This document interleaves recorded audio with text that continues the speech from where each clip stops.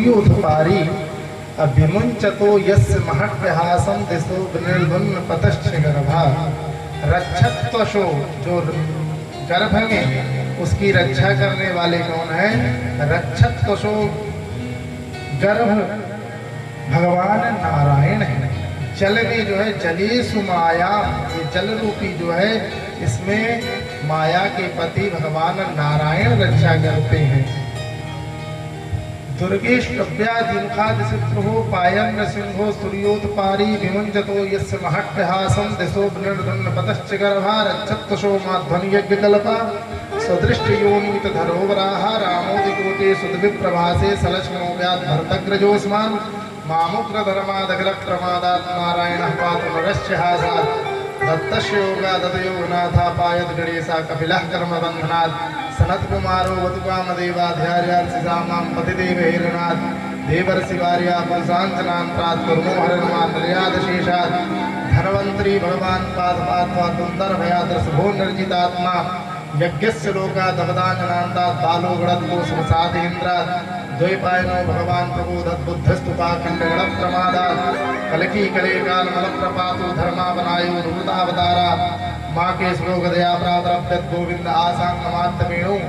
नारायणः प्राणुदात्त शक्ति मध्येन्द्रिया विष्णुरेन्द्रपाणि। देवो परावे मधुहोग्रधनवा सायं प्रधामा भुवाधवो मान्दोषे हृषीकेशोत्तरार्धे। निशीथे को मधुपद्मनाभा श्रीवत्सधामा पररात्रीशा प्रत्येशो सिधरो जनार्दना दामोदरो व्याधनसंध प्रभाते। विश्वेश्वरो भगवान कालमूर्तिम, काल से बचाने वाले भगवान विश्वनाथ हैं। ऐसे सुंदर जो है श्लोक है। और कहा है कि इस नारायण कवच का जो नित्य प्रति पाठ करता है उसके यहाँ भगवान नारायण स्वयं लक्ष्मी जो है तो विराजमान रहती हैं। ये खष्टम स्कंद के 9वें अध्याय में जो है तो ये सुंदर नारायण कवच है। उसके बाद जो है तो जैसे पंचम स्कंद है, पंचम स्कंद जो है तो एकदम गद्य ही गद्य है। एक श्लोक एक ऐसा है कि एक श्वास में भी यदि लिया जाए तो नहीं ले पाएंगे, इतना जो है तो दिव्य और बृहद है। ओम नमो भगवते वासुदेवाय नमस्तस्मै परमात्मने पुरुषायादि बीजाया परेशाया विधीमहि यस्मिन्निदं यतश्चेदं येनेदं या इदं स्वयं यो अस्मात् परस्मात् च प्रपद्ये स्वयं भुवम्। इस प्रकार से जो है तो सुंदर श्लोक है जो कि सदैव आप लोगों की सबकी जो है तो रक्षा करेंगे। हम यह भगवान ठाकुर जी से प्रार्थना करते हैं कि जो यहाँ आप लोग विराजमान हैं आप लोगों के ऊपर भगवान नारायण कवच बन करके आप सबकी रक्षा करेंगे। बोल नारायण भगवान की जय। यह नारायण कवच विश्वरूप ने जो है तो इंद्र को दिया। और यह नारायण कवच का पाठ जो है तो एक बार बालखिल्य ऋषि जो है तो करते थे, पर जब उनका शरीर छूट गया तो चित्ररथ गंधर्व विमान में बैठ करके जा रहे थे। संयोगवश नारायण कवच में इतनी शक्ति थी कि विमान को नीचे गिरा करके और रख दिया। फिर प्रार्थना किए तो एक महात्मा वहीं थे, उन्होंने कहा जब इनकी हड्डियों को अस्थियों को जल में प्रवाहित नहीं करोगे तब तक आपका विमान उड़ने वाला कदापि नहीं है। तो उस हड्डियों को ले जा करके और जब प्रवाहित किया गंगा में तब जो है इधर चित्ररथ गंधर्व का जो है तो विमान उड़ा। इतनी शक्ति है, किसी का भी शारीरिक हो कैसा भी हो मन को जो है अपनी ओर नारायण भगवान आकर्षित करा देते हैं। बाद में विश्वरूप ने देवताओं की शक्ति बढ़ाने के लिए बड़ा भारी यज्ञ किया और यज्ञ में जो है तो जोर जोर से देवताओं का नाम लेते थे और धीरे धीरे जो है तो दैत्यों का नाम लेकर के स्वाहा डलवाते थे।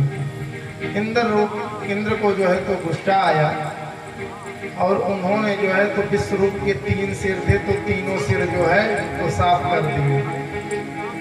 ब्रह्म हत्या लग गई इंद्र को। उस ब्रह्म हत्या को जो है तो 4 जगह बांटे।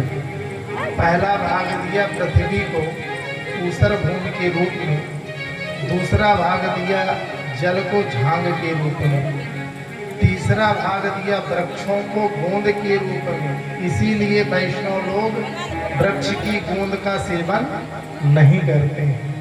महात्मा लोग जिस भूमि में ऊसर भूमि होती है वहाँ यज्ञ नहीं करते हैं।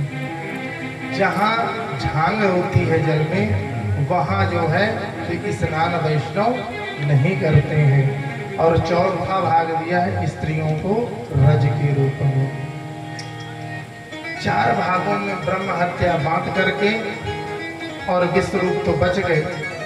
और जब त्वष्टा को पता चला तो उसने जो है तो इंद्र वध के लिए यज्ञ किया, तो उसमें वृत्तासुर प्रकट हुआ और वृत्तासुर का भीम का शरीर अब जैसे ही देवताओं की ओर इंद्र की ओर बढ़ा वृत्तासुर, तो जाकर के और जब पूछा भगवान से तो भगवान ने कहा कि यह ऐसा दुष्ट मरने वाला नहीं है।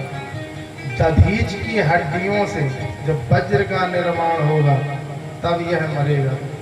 तो दधीच के पास गए, दधीच ऋषि से प्रार्थना किए तो उन्होंने कहा कि यह शरीर कितना देव दुर्लभ है और ऐसे मांग रहे हो जैसे कोई साधारण सी वस्तु मांग रहे हो। बड़ा दुर्लभ शरीर है और इस शरीर में जो है तो बड़ा दुर्लभ तो है ही है, उससे भी दुर्लभ है भगवान के भक्तों का दर्शन।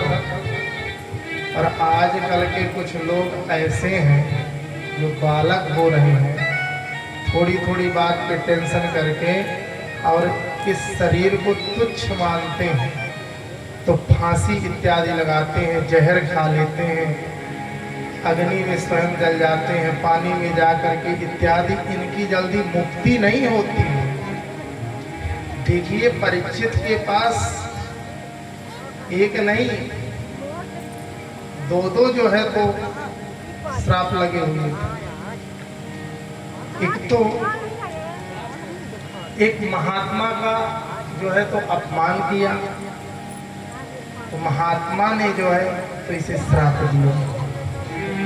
तो पहला तो ये है